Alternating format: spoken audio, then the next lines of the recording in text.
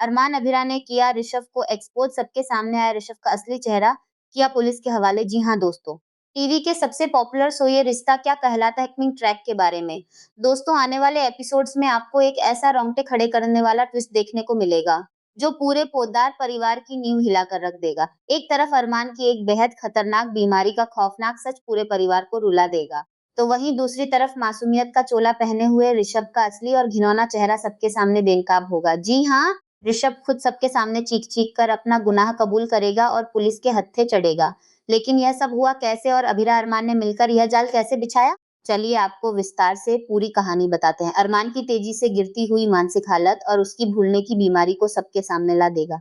एक ट्रैक में मायरा और मुक्ति बाहर गाड़ी में जाती हैं और अचानक से गाड़ी के अंदर ही लॉक हो जाती हैं। चिलचिलाती धूप में गाड़ी के अंदर उनका दम घुटने लगता है।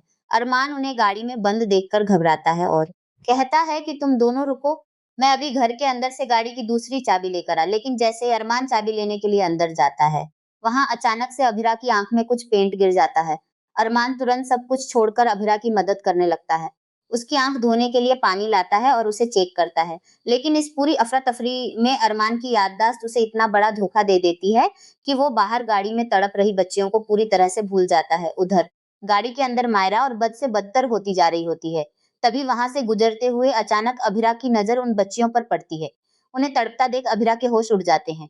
वह बिना समय बर्बाद किए अपनी सूझबूझ का इस्तेमाल करती है और बाहर से ही बच्चियों को समझाती है कि गाड़ी की सीट का हेडरेस्ट बाहर निकालो और उसके पीछे लगे भारी लोहे वाले हिस्से से पूरी ताकत के साथ कांच पर वार करो। बच्चियां अपने आप को बचाते हुए बिल्कुल वैसा ही करती हैं और कांच तोड़कर सुरक्षित बाहर निकल आती हैं। बच्चियों के बाहर आते ही वहां अरमान पहुंचता है, लेकिन अरमान का रिएक्शन देखकर वहां मौजूद हर इंसान सन रह जाता है। अरमान गाड़ी का टूटा हुआ कांच देखकर बिल्कुल अनजान बनते हुए पूछता है, यह सब क्या है? यह कांच कैसे टूटा? वह तुरंत पुलिस को फोन मिलाने लगता है। यह देखकर अभिरा तुरंत फोन कट कर देती है और सब लोग अंदर से बहुत डर और इमोशनल हो जाते हैं। अरमान के अंदर जाने के बाद अभिरा, मायरा और मुक्ति बेहद टेंशन में आ जाते हैं कि अब अरमान को उसकी इस भयानक बीमारी का सच कैसे बताया जाए।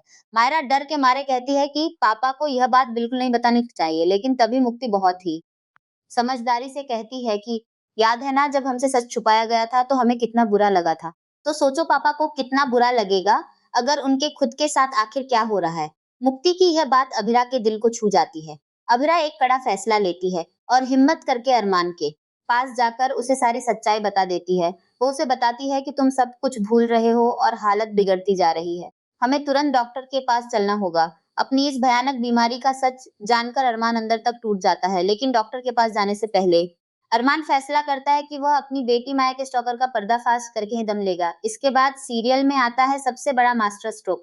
अरमान पहले मुक्ति से बात करता है और पूछता है कि क्या तुम ऋषभ को एक्सपोज करने में मेरा साथ दोगी। मुक्ति के बाद अरमान, अबरा और मुक्ति मिलकर ऋषभ को फंसाने का एक बेहद ही चालाक मास्टर प्लान बनाते हैं। उन्हें पता होता है कि ऋषभ आसानी से अपना सच नहीं उगलेगा, इसलिए वे रिवर्स साइकोलॉजी का इस्तेमाल करते हैं। सब लोग मिलकर पोद्दार हाउस के बाहर पहुंचते हैं और ऋषभ के सामने हाथ जोड़कर माफी मांगने का नाटक करते हैं। अरमान और अभिरा ताना मारते हुए ऋषभ से कहते हैं, अरे ऋषभ, हमें माफ कर दो। तुम तो कितने भोंदू और सीधे साधे लड़के हो। तुम तो इतने बेवकूफ हो कि लड़कियों से आंख मिलाकर बात तक नहीं कर पाते। हमने कैसे सोच लिया कि तुम जैसा लड़का किसी का स्टॉकर हो सकता है।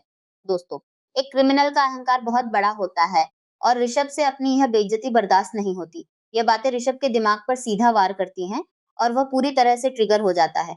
वह गुस्से में अपना आपा खो बैठता है और सबके सामने जोर-जोर से चिल्लाने लगता है, हाँ, हाँ मैं ही हूँ मायरा का स्टॉकर और अब कोई भी मायरा को मुझसे नहीं बचा सकता। ऋषभ के अपने ही मुँह से अपना गुनाह कबूल करते ही उसे तुरंत गिरफ्तार करवा दिया जाता है। ऋषभ का यह असली चेहरा देखकर पूरे पोद्दार परिवार को एक बहुत बड़ा झटका लगता है।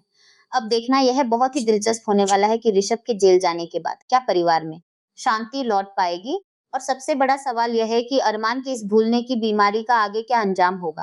आप इस आने वाले ट्विस्ट के लिए कितने एक्साइटेड हैं, हमें कमेंट बॉक्स में जरूर बताएं। ऐसे ही एक्सक्लूसिव खबरों से जुड़े रहने के लिए हमारे चैनल को सब्सक्राइब करना बिल्कुल ना भूलें।